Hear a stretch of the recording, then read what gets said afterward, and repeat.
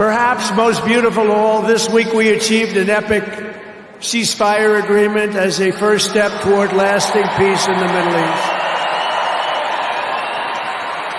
And this agreement could only have happened as a result of our historic victory in November. That was some victory. Was that the greatest? I don't even know which was greater, 2016 or this one. I think this one. Look, Honest Abe Lincoln. We have Honest Abe. We have Uncle Sam. You know, Uncle Sam shook my hand about 2 months ago. He's got the strongest grip I've ever. You are a strong man. I said, what the hell was that? But I'm glad to report that the first hostages have just been released.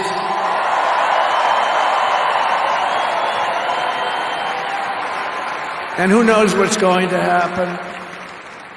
I know that Biden is saying that they made the deal. Well, you know,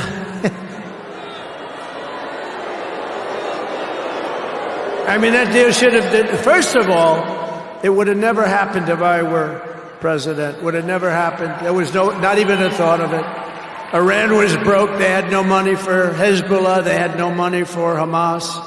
They had no money. They were broke, totally broke, and they would have never done anything.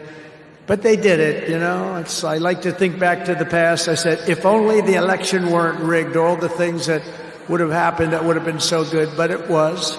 We're not going to let that happen again. I want to thank my friend Steve Witkoff, who I think is here. I know he made a beautiful speech. I heard he made a great speech. But he's an amazing guy. I said, I got to get myself a negotiator. We have to get a good negotiator. A lot of guys are knowledgeable, but they can't negotiate. They don't have the personality or whatever. And Steve does, and Steve's a great negotiator, very successful guy. But he's our new special envoy to the Middle East for helping reach this great breakthrough, and really couldn't have been done without Steve. Where is Steve Witkoff? Is he around here someplace? Because he was so great. There he is. Hello, Steve. Thank you, Steve. Thank you, Steve.